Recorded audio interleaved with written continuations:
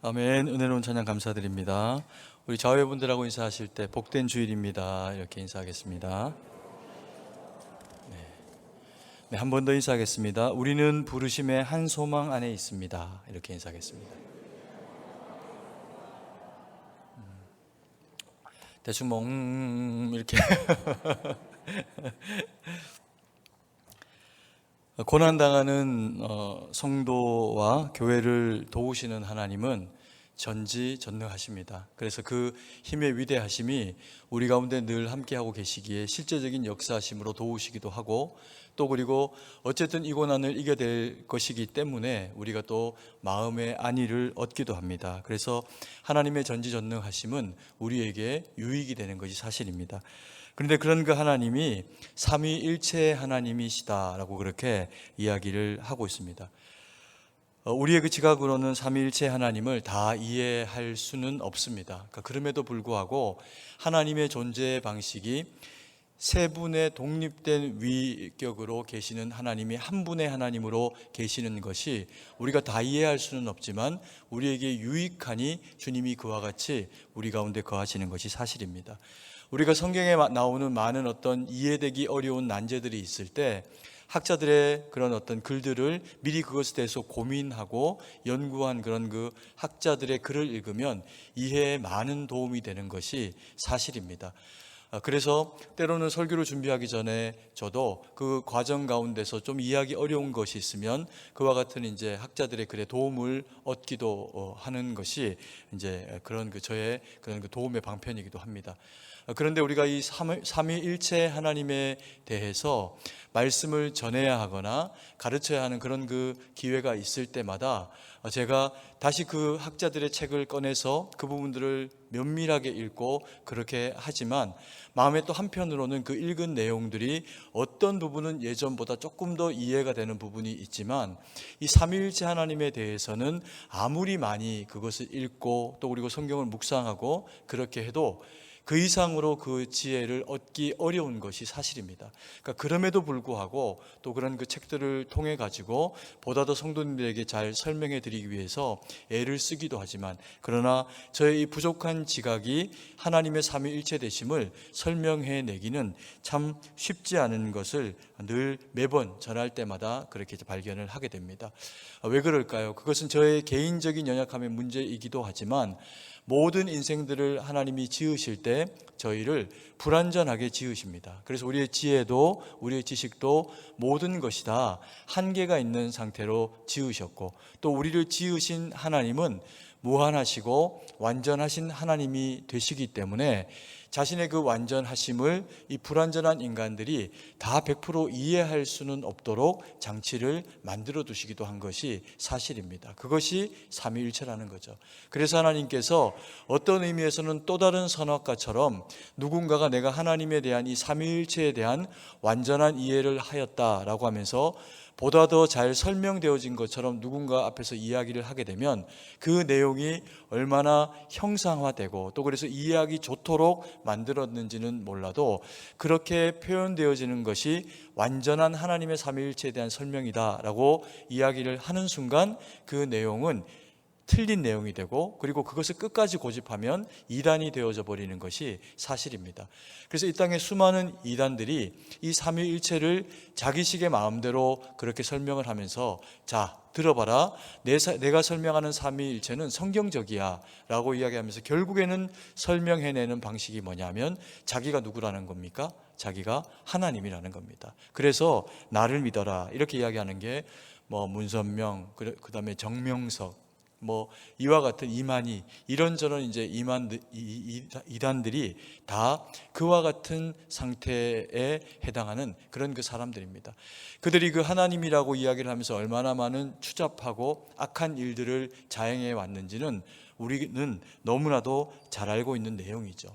그래서 우리가 이런 이제 그 하나님에 대한 이해를 완전히 가질 수 없는 것이 좀 섭섭하기는 하지만, 그러나 주님이 우리를 의도하심으로 불완전하게 지으셔서 완전한 하나님에 대한 이해를 가지지 않도록 그렇게 하신 것은 또 다른 면에서의 우리를 향한 배려입니다. 하나님과 우리 사이를 구별해 놓으시고, 그리고 또 우리가 스스로 아무리 연구하고 돌아봐도 내가 참 무지하구나, 그리고 내 지혜가 불완전하구나 라고 하는 것을 인정하는 순간에 가지게 되는 그 유익은 뭐냐 하면, 나는 하나님으로만 온전케 될 수 있는 대상이구나, 나보다 하나님이 훨씬 더 위대하시고 또 거룩하시다라고 하는 것을 믿음의 눈을 뜨고 바라볼 수 있는 그 영적 갈망함을 가질 수 있기 때문에, 우리가 다 이해할 수 없다고 해서 그것이 하나님이 우리에게 나쁘게 처해 놓으신 게 아니라, 묻고 대답하시고 우리 가운데 역사하시는 것을 통해 가지고 그것들이 다 채워지도록 하나님 그렇게 인도하고 계시는 것을 보게 됩니다. 우리가 삼위일체 하나님에 대해서 아무리 연구해도 그것을 다 알 수는 없지만, 그러나 바울의 설명을 통해 갖고 이해하는 삼위일체 하나님의 그 어떤 부분들을 우리가 이해하고 수용하게 되는 것을 인해서 우리의 영적 성장에 도움이 되는 시간이 되기를 간절히 소망합니다. 첫 번째로 바울이 이야기하고 있는 그런 그 내용을 보면은 성령 하나님을 알아가도록 우리에게 설명을 하고 계십니다. 그런데 이 핵심 가치, 바울이 설명하는 성령 하나님에 대한 설명 가운데 핵심 가치가 뭐냐 하면, 부르심의 한 소망이라고 하는 내용을 통해서 성령 하나님을 설명하고 있는 것을 보게 됩니다. 4장 4절 말씀인데요, 우리가 한 목소리로 한번 읽도록 하겠습니다. 몸이 하나요 성령도 한 분이시니 이와 같이 너희가 부르심의 한 소망 안에서 부르심을 받았느니라. 우리는 소망 가운데 부르심을 받은 그런 그 대상입니다. 그래서 부르심의 한 소망 가운데 부르심의 대상으로 그렇게 부름을 받았다라고 해서 우리를 거룩한 무리 성도라고 그렇게 표현을 하기도 합니다. 성도 한 사람 한 사람은 개별적으로 다 자기들이 가지고 있는 나름의 생각이 있습니다. 우리 모두는 각자가 똑같은 생각을 가지고 있지 않을 수도 있다는 이야기입니다. 그것은 자라온 집안과 환경이 다르고, 그리고 또 배움의 정도도 다르고, 가지고 있는 부와 명예와 그와 같은 외적인 어떤 세상적인 가치들이 다 다르기 때문에, 그런 그 시간들을 통해 가지고 우리가 획득하게 된 우리 내면의 어떤 모습들이 똑같은 가치를 형성하지는 않도록 할 수 있다는 겁니다. 그래서 우리가 오늘 아침에 먹고 나온 음식도 다르고, 밥을 먹고 나온 분도 계시고, 어떤 분은 빵과 스프를 먹고 나오신 분도 계실 거고, 똑같은 밥에 김치를 먹었지만 그 김치가 어떤 지방에서 올라오신 분들은 젓갈을 넣은 김치를 드시기도 하고, 또 어떤 지방에서 올라오신 분들은 젓갈 들어간 건 비려서 못 먹기도 하고, 그래서 우리가 살아가는 그 모든 환경 가운데는 같은 것 같지만 똑같지 않은 상황과 환경들을 통해 가지고 우리의 몸도 우리의 생각과 마음도 일정 부분은 다 차별화되는 다양성이 나타나도록 살아가게 되는 것이 우리가 살아가는 그런 그 삶의 모습이라는 겁니다. 근데 오늘 우리가 읽은 이 본문의 말씀에 보니까 성령 하나님이 한 분이시랍니다. 그래서 우리는 몸이 하나이고, 이 하나의 몸에 한 성령께서 역사하시게 되는 것을 통해 가지고 일어나는 일이 있다는 겁니다. 우리는 몸이 하나여서, 또 그리고 이 한 몸을 가져 있기 때문에 여기에 성령 하나님 한 분 하나님이 우리 가운데 임재하시는데, 그 성령 하나님이 한 분이시니 아무리 많은 다양한 사람들이 자리에 앉아 있고 예배드리고 하더라도 그 가운데 임재하신 성령 하나님은 어떻다는 겁니까? 한 분이시라는 겁니다. 그래서 우리가 각자 다른 생각과 상황과 환경 가운데 있을 수 있으나 우리 안에 역사하시는 우리의 부르심의 소망이 되어주신 주님이 말씀으로 성령으로 우리를 충만하게 채우시는 그 과정 가운데서 성도는 하나님을 닮아가게 되는 과정 가운데로 나아가게 된다는 거죠. 그래서 교회는, 그래서 우리는 부르심의 한 소망 가운데서 믿음의 사람으로 신앙의 모습을 같은 교회에서 잘 감당해내면 세월이 지나면 어느 선에서는 비슷한 모습의 영적인 모습이 우리 가운데 나타나게 된다는 겁니다. 그리고 4장 4절 말씀을 다시 한번 읽어보면요, 몸이 하나요 성령도 한 분이시니 이와 같이 너희가 부르심의 한 소망 안에서 부르심을 받았느니라 라고 표현을 하면서 논리적으로도 우리가 볼 때 몸 하나에 같은 성령이 들어가시니 사람은 개별적으로 다르지만 그 안에서 성령이 같은 하나님으로 역사하시니 우리가 그 하나님과 동행하면서 비슷한 그리스도인으로 선하게 살아갈 수 있다라고 하는 표현이 됨과 동시에 이와 같이 너희가 부르심의 한 소망 안에서 부르심을 얻었느니라 라고 이렇게 이야기하는 것을 통해서 논리적인 설명에 조금은 심정적인 따뜻한 느낌의 언어적인 표현이 그 가운데 녹아져 있는 것을 보게 됩니다. 우리가 그냥 한 소망 가운데 그렇게 한 성령으로 말미암아 하나가 되었다 이렇게 표현하면은 이해가 더 쉬울 수도 있는데, 부르심의 한 소망 안에서 부르심을 받았다라고 하는 표현을 통해 가지고 성령 하나님이 우리를 하나 되게 만드실 때 기계적인 통합으로 한데 넣어서 꽉 짜 넣어서 한 덩어리를 만드시는 것이 아니라 그 안에 그 부르심의 의미를 생각하고 성령 하나님이 그 가운데 역사하시게 되는 것을 통해서 성도의 마음 가운데는 성령 하나님의 따뜻이 만져주시는 그 사랑의 배려와 은혜를 느끼게 되는 것을 통해서 옆 사람을 배려하고 하나 되고 품고, 교회는 그래서 한 공동체가 되어진다라고 그렇게 성경이 우리 가운데 이야기하고 계시는 것을 보게 됩니다. 그래서 교회는 하나님 앞에서 이 성령 하나님으로 말미암아 따뜻한 믿음의 공동체가 되어질 때 부르심의 한 소망이 온전하게 나타나고 이루어질 수 있다라고 하는 것을 우리가 말씀을 통해서 마음에 새기게 됩니다. 그리고 두 번째로 바울이 설명해 주고 있는 내용을 보면은 성자 예수님에 대해서 이야기를 하고 있는데, 그 성자 예수님을 우리가 알기를 원하면서 가지는 핵심 가치가 뭐냐 하면 하나입니다. 하나. 4장 5절 말씀인데요, 같이 한번 읽도록 하겠습니다. 주도 한 분이시요 믿음도 하나요 세례도 하나요. 어찌 보면 다 당연한 이야기인데, 그래서 주님이 한 분이시랍니다. 두 분이 아니고 세 분도 아니고 우리가 믿는 하나님은 한 분이시라는 겁니다. 세상에는 수많은 신들이 있습니다. 심지어 우리 가까이에 있는 일본에는 수백, 수천 그런 그 가지의 신들이 있는데, 그 신들을 의미를 부여하면서 있지도 않은 것을 신으로 만들기도 하고, 혹은 있는 것들에 더 심화된 의미를 부여하면서 신적인 대상으로 추앙하고 높이는 그런 경우들이 일본 땅에는 있습니다. 그런데 놀라운 것은요, 그렇게 수많은 있지도 않은 혹은 우리보다 더 연약하게 지은 어떤 동물들과 또 그리고 그런 그 의미 없는 신들에 대해서는 신적인 가치를 부여하면서 그것을 믿는 민족이 일본입니다. 그런데 놀랍게도 그 수많은 신들 가운데 예수 그리스도라고 하는 하나님을 신으로 믿자라고 하는 것에 대한 이야기에는 갑자기 낯빛이 바뀌고 두려움이 그들의 얼굴 가운데 가득 찾아오게 되는 것이 일본이 가지고 있는 영적인 현실입니다.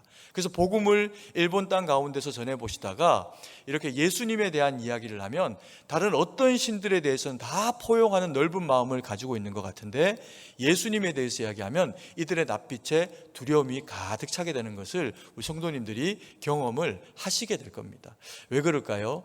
예수님을 믿는 것 때문에 너무나도 많은 그리스도인들이 일본 땅 가운데서 감시당하고 목숨을 잃고 그렇게 수십만의 사람들이 생명을 잃게 되는 경험들을 가지다 보니까 그들의 그 마음 가운데 막연하게 예수님에 대해서는 너무나도 두려운, 그들의 그 육을 생각하니 영에 대한 것을 더 이상 생각할 수 없어지는 영적인 어둠 가운데 불쌍하게 처해 있는 민족이 일본이라고 하는 우리 이웃에 살아가는 그런 그 대상들입니다. 그래서 이렇게 우리가 하나님을 한 분 하나님으로 믿는다라고 하는 것이 이게 얼마나 복된 일인지 모릅니다. 왜 그럴까요? 세상에 참신은 둘이 아니고 셋이 아니고 한 분이십니다. 삼위의 하나님, 삼위일체의 하나님, 한 분 하나님이 유일한 주님이시라는 겁니다. 그리고 그 주님이 우리를 위해서 십자가에 죽으심으로 믿음의 주체가 되셨습니다. 그래서 믿음도 하나입니다. 그래서 예수님을 믿는 믿음이 있어야 그게 하나님을 믿는 참된 믿음이 됩니다. 그래서 우리의 모든 죄를 도말하시고 하나님의 외아들로 우리 가운데 오셔서 그 십자가 지심으로 우리를 구속하셨다라고 하는 것을 믿는 것이 뭐라는 겁니까? 유일한 믿음이라는 겁니다. 그리고 또 성경이 이야기합니다. 세례도 하나다 이렇게 이야기합니다. 세례가 하나다라고 하는 것은 어떤 의미일까요? 교회마다 목사님들마다 또 성도님들이 찾아오게 되는데, 어떤 경우는 부목사님이, 어떤 경우는 담임 목사님이 안수를 해주고 물로 세례를 주면서 이 세례 예식을 가지게 됩니다. 그런데 어떤 목사님이 세례를 주었건, 심지어는 침례 교단이건 혹은 수세를 받았건, 그것과 하등 상관없이 세례의 주체가 되시는 분이 누구라는 겁니까? 주님이라는 겁니다. 그래서 우리가 어떤 교회에서 어떤 시절에 내 영적으로 내가 연약할 때이든 아니든 그때 받은 그 세례는 사람에게 받은 것이 아니라 하나님이 친히 우리 가운데 그렇게 베풀어 주셨던 것이라는 거죠. 그래서 이 세례는 우리가 죄의 자녀에서 의의 자녀로 바뀌어지는 경험을 하게 되는 놀라운 의미가 있습니다. 이것은 그래서 신약 시대를 살아가는 우리만 받은 게 아니라 구약의 백성들도 이 세례를 경험한 바 있습니다. 고린도전서 10장 1절 2절 말씀인데요, 같이 한번 읽도록 하겠습니다.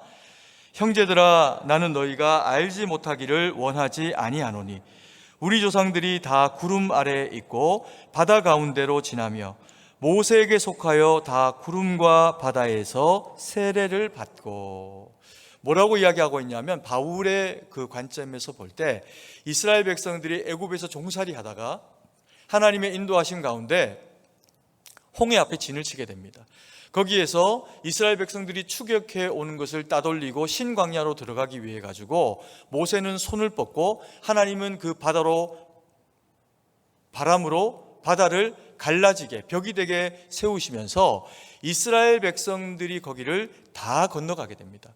그것을 뭐라고 표현하고 있냐면 구름 아래로, 그리고 또 바다 가운데서 하나님께 세례를 받는 작업이다라고, 그렇게 홍해 사건을 그렇게 기록을 하고 있습니다. 이게 틀린 얘기가 아니고 정확하게 사실인 것은, 그래서 이스라엘 백성들이 노예 상태로 홍해 앞에 섰으나 그 홍해 바다를 건너면서 여호와 하나님이 그 위에 손을 얹고 그들로 하여금 거룩한 세례가 되도록 물 가운데 지나는데 죽지 아니하고 건너가게 되는 것을 인해 가지고 이들은 더 이상 애굽에게 쫓기지 아니하는 하나님의 거룩한 백성으로 신광야에 들어가게 됩니다. 그리고 거기를 이스라엘 백성들을 잡아다가 다시 끌고 가겠다고 쫓기 위해 들어왔던 애굽의 수많은 병거들은 다 수장이 되어져 가지고 한 사람의 병사도 살아남지를 못하게 되는 상황 가운데 처하게 됩니다. 이게 세례가 가지는 의미인 겁니다. 그래서 우리가 죄악 가운데 그리스도의 그 핏부림과 그리스도 예수로 말미암아 씻김이라고 하는 이 거룩한 세례가 우리 가운데 있지 않으면 우리는 하나님의 나라에 입성할 수가 없다는 겁니다.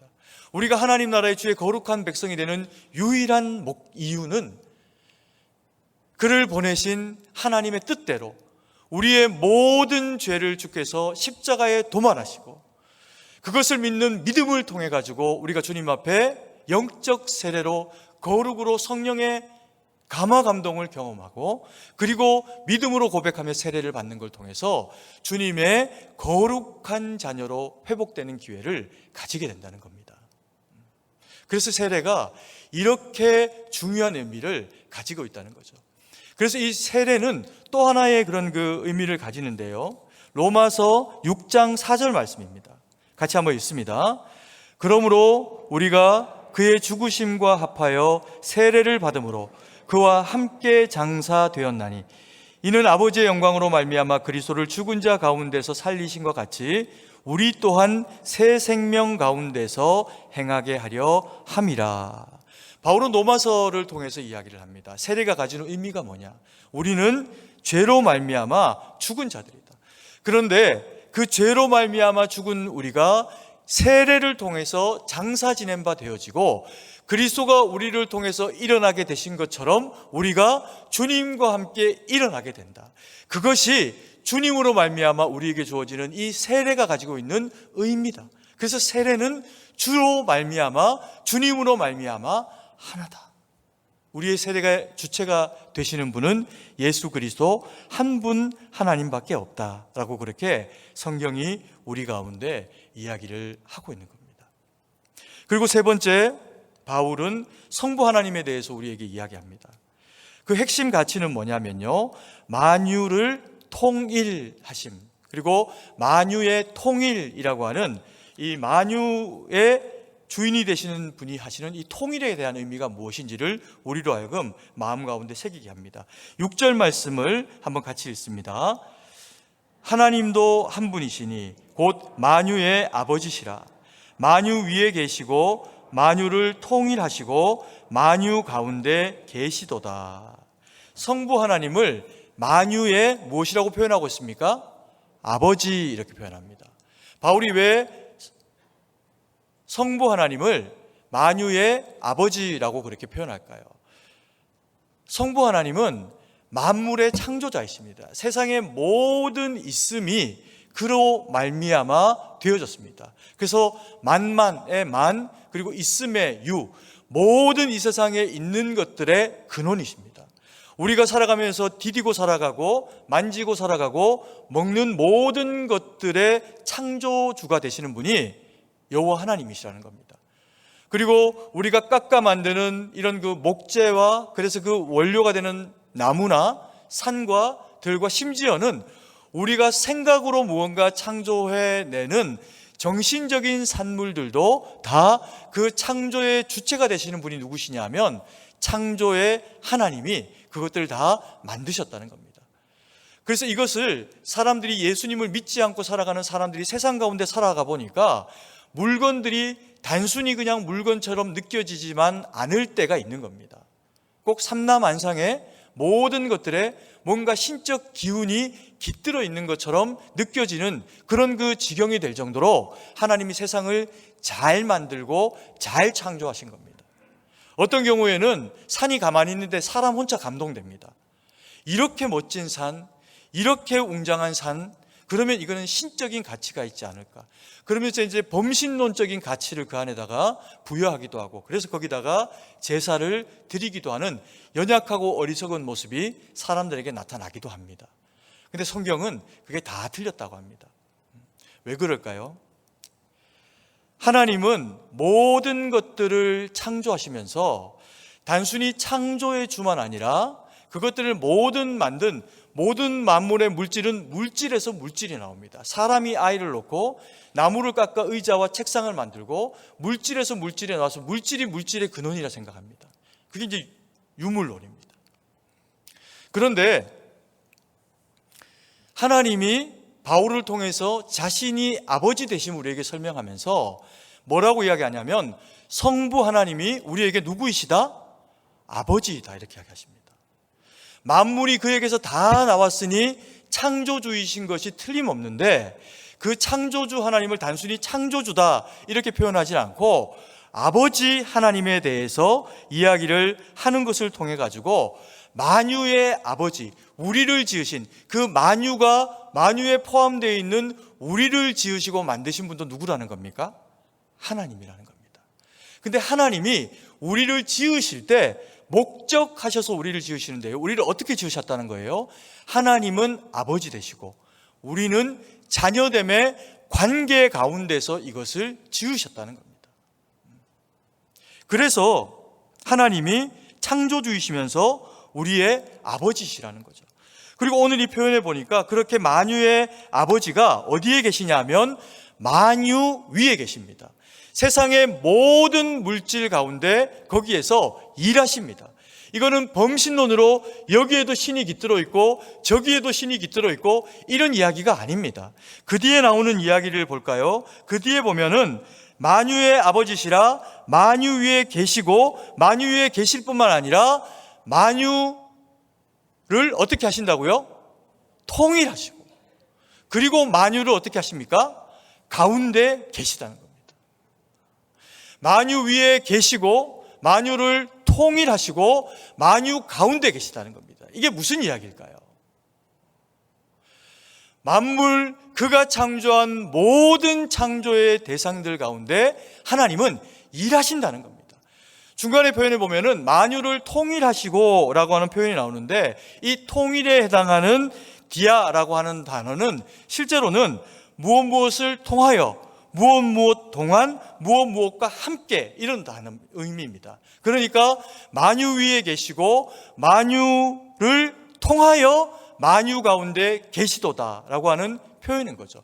이것을 우리식의 해석으로 지금 뭐라고 이야기하냐면 통일하시고 라고 이렇게 설명을 하는데, 왜 통일하시고 라고 이렇게 해석을 하냐 하면, 통일이 뭡니까?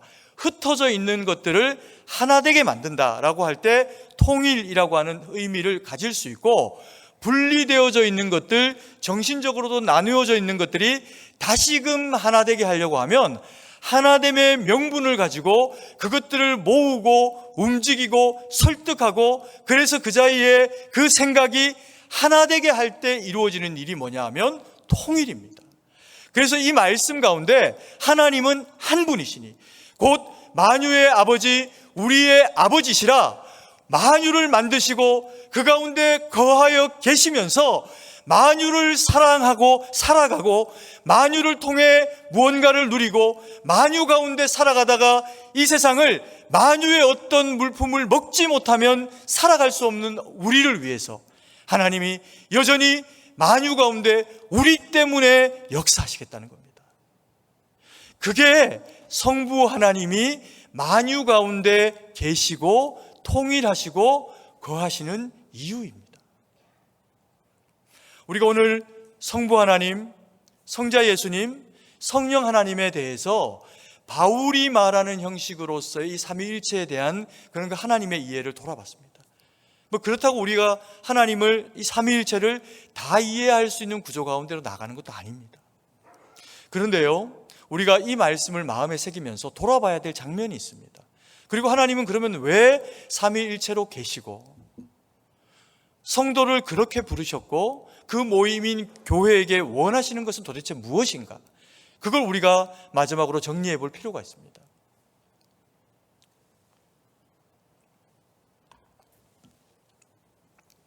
삼위일체 하나님이 역사상 현존하시는 상황 가운데 자신을 드러내보신 적이 있습니다.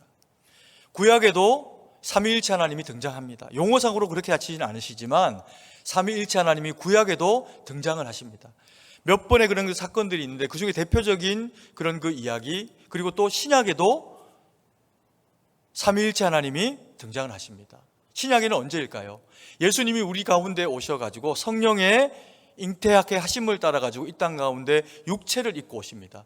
그리고 공생의 기간을 시작을 하시면서 하나님이신 예수님이 요한을 찾아갑니다. 그 세례 베푸는 처소 가운데 찾아가서 자기에게 세례를 베풀라고 합니다. 그래서 예수님이 물에 푹 잠겨서 세례 받고 그리고 일어나시는 그 즈음에 하늘이 열리고 성부 하나님이 말씀하십니다. 이는 내 사랑하는 자요 기뻐하는 아들이다. 거기 있는 자들이 예수님의 존재에 대해서 말씀하시는 성부 하나님의 음성을 듣습니다.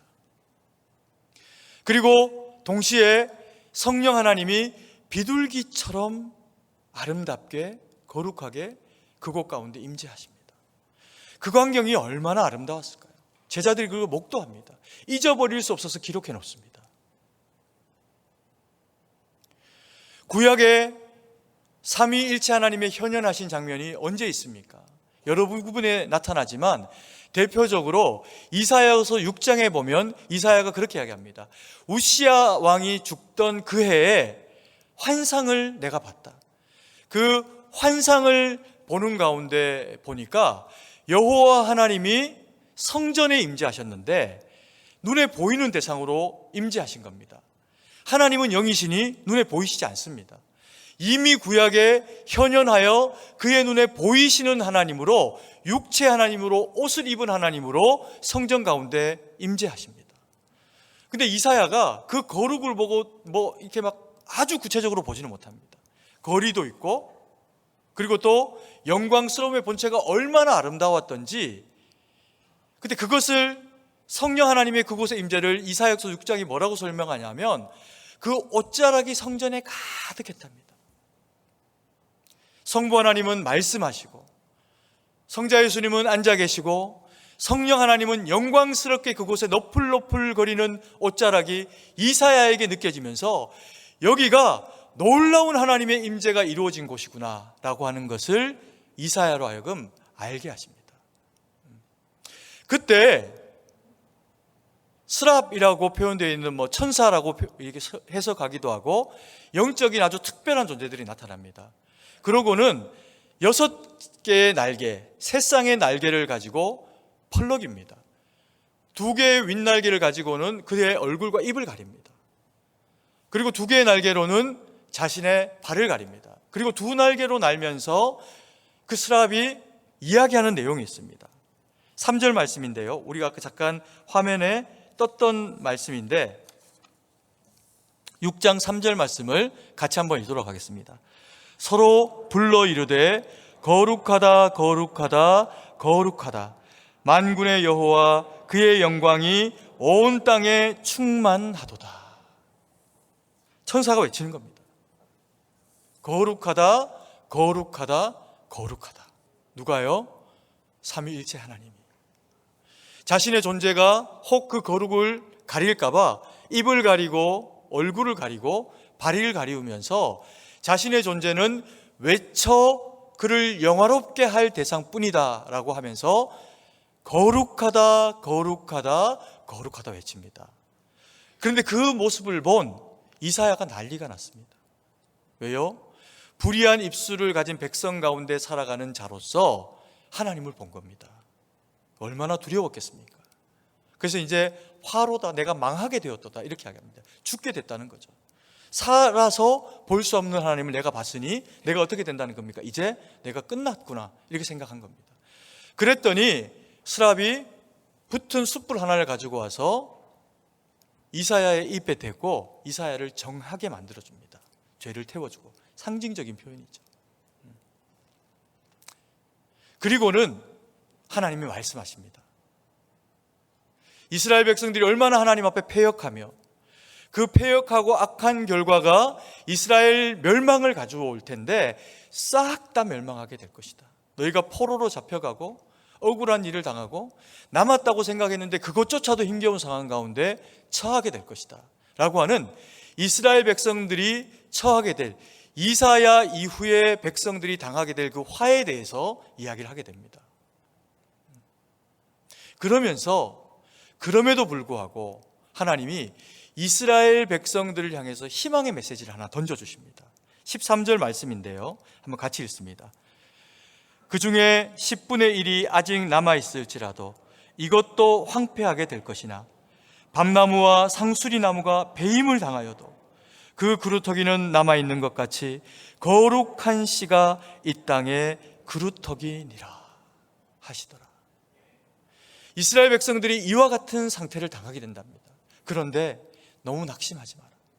너희 가운데 어떤 고난과 어떤 힘겨움의 상태가 있어도 그래서 죽임을 피하고 그래서 포로됨을 피하고 혹은 포로되어 잡히어간 자들 가운데서라도 그들이 자신들의 안에 있는 믿음의 거룩한 씨를 가지고 그곳 가운데서 분투하며 믿음으로 살아내면 하나님은 그들 가운데 있는 그 거룩한 씨가 그 땅에 그루터기가 되게 하셔서 남겨진 자로 다시금 하나님 나라의 일꾼으로 아름답게 세워가시겠다고 약속하고 계시는 겁니다.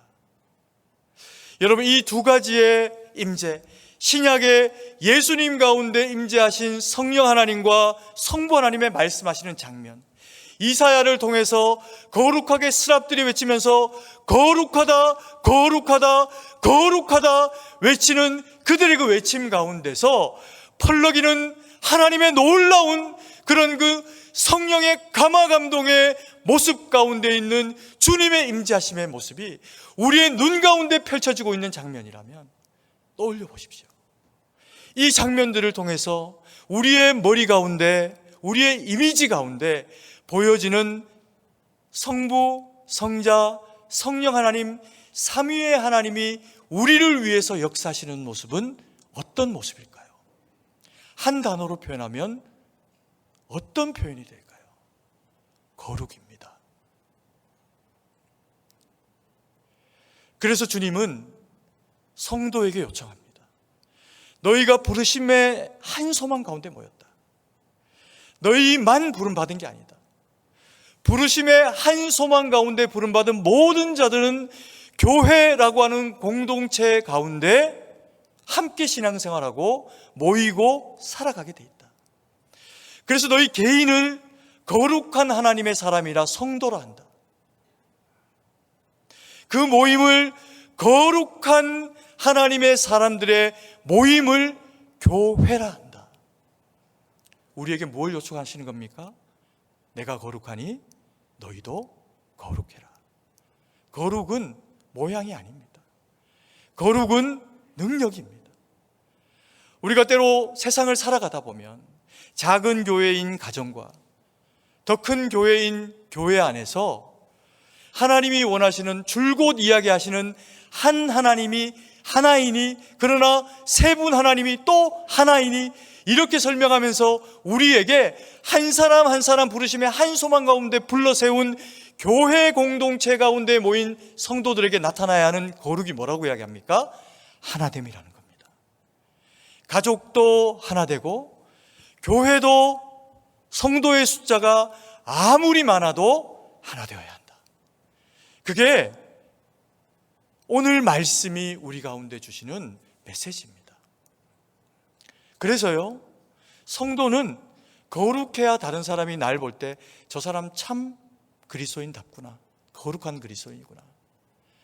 누군가가 성도를 바라보고 교회를 바라볼 때, 그 안에 거룩이 있으니 그 교회를 바라볼 때 저 교회 참 거룩하다, 나도 저들이 믿는 하나님 저 교회에 다니고 싶다, 이런 마음이 찾아오겠죠.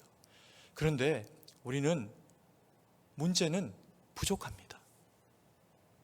하나님은 완전하시니 이게 단번에 되시는데 성부 하나님, 성자 예수님, 성령 하나님이 함께 계시니 나누어지지 않는 한 분으로, 한 하나님으로 존재하게 됩니다. 그런데 우리는 각자 생각이 다 다릅니다. 때로는 다투기도 합니다. 싸우기도 합니다. 그럼에도 불구하고 우리가 거룩을 잃지 아니하는 방식이 뭔지 아십니까?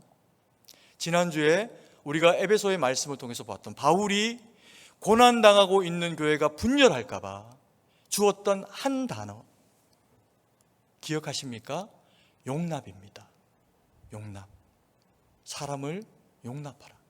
용납은 저 사람하고 나하고 생각도 안 돼 그냥 막 참아주, 이런 게 아니에요.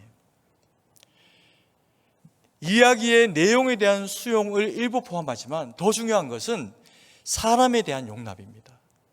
사람을 용납하니 어떤 일이 생깁니까? 의견이 다르고 의견이 다른데 내가 이 사람을 용납하고 이 사람이 날 용납하니 의견이 다른데, 이것이 서로가 용납되니 다른 의견으로, 때로는 또 다른 사람의 의견으로 내 결정이 무시되고 결정이 되어져도 그 사람이 상하지 않을 수 있는 거룩한 마음을 가지도록 배려하는 것, 그것이 용납이라 했습니다. 거룩이 무엇일까요? 거룩은요, 치열한 겁니다. 여러분, 우리가 죄인 되었을 때 오늘 세례를 통해 배웠지만 세례는 죽음을 통과하는 겁니다. 예수 그리스도의 그 십자가의 죽음을 통과하는 건데, 주님이 이 십자가의 거룩을 우리 가운데 이루어내기 위해서 목숨을 버리셨습니다. 죽은 채 하신 것이 아니라 생명을 내어놓고 고난당하고 고초당하고 창에 찔리고 피를 쏟고 생명이 떠나가고, 그리고 그것으로만 평안이 있을 수도 있는데 우리를 다시 살리기 위해서 십자가에서, 무덤에서 부활하신 것이 주님의 부활입니다. 여러분, 그걸 우리는 뭐라고 이야기합니까? 거룩이라 이야기합니다. 가족은, 성도는 싸울 수 있습니다. 의견이 다를 수 있습니다. 분투할 수 있습니다. 그러나 바울이 우리에게 너희가 삼위일체 하나님을 배웠느냐? 그러면 삼위일체 하나님을 닮아라. 서로를 용납하시는 하나님처럼 용납해라. 싸웠느냐? 꼴 보기 싫고 같이 살고 싶지 않을 정도로 마음이 상하는 다툼을 경험했느냐? 거룩은 거기서 포기하지 않고 끝까지 살아내는 것이다. 그래서 지금은 피를 철철 흘리고 있는 것 같은 모습이나 참아내고 버텨내고 믿음으로 감당해낸 내일의 삶이 부활이 될 것이다. 그것이 하나님이 우리 가운데 허락하시는 용납과 거룩이 가지는 능력입니다. 아멘이십니까? 우리 승동교회는, 우리 승동교회에 속한 성도님들의 가정은 그런 가정이고 그런 교회여야 합니다. 그래야 하나님이 우리를 사랑하셔서 세우신 가정과 교회가 아름답게 세워지게 돼 있습니다. 그래서 하나님 영광 돌리고 주님 기뻐하시는 가정과 믿음의 삶을 이루어내는 저와 우리 사랑하시는 성도님들 되기를 간절히 소망합니다. 기도드리겠습니다. 사랑의 아버지 하나님, 은혜와 사랑을 감사드립니다. 주신 말씀 마음에 새기고 연약하나 아버지 하나님 주의 하나 되신 같이 한 믿음 안에서 저희도 예수 그리스도 안에서 하나 되려고 합니다. 때로는 저희의 생각과 삶 가운데 나눠져 있는 상황들과 어려움들이 있다고 하더라도 주님, 우리가 주의 거룩한 백성이니 주의 말씀 붙잡고 살아내며 때로 다투었어도 회복해내고 때로 아버지 하나님 의견의 대립이 있어도 사람을 용납하고 포기하지 아니하는 것을 인해서 하나님, 우리가 결코 주의 피 흘리심으로 말미암아 구속하신 사람을 잃어버리는 일 가운데 나아가는 어리석음이 없도록 우리 가운데 역사하시고 성령 하나님 은혜를 베풀어 주시옵소서. 아버지 하나님, 그래서 우리 승동교회는 참으로 아름다운 교회, 성령 하나님이 일하시니 아름답고 성부 하나님이 그 가운데 역사하시니 아름답고 말씀 주시니 감사하고 주님이 우리와 더불어 모든 죄를 사하시니 참으로 구속됨의 은혜를 누리는 감격과 기쁨이 있는 교회, 하나님의 은혜가 넘치는 교회 되게 하여 주시옵소서. 주님께 모든 것을 의지하고 감사드리며 살아계신 주 예수님 이름으로 기도드립니다. 아멘.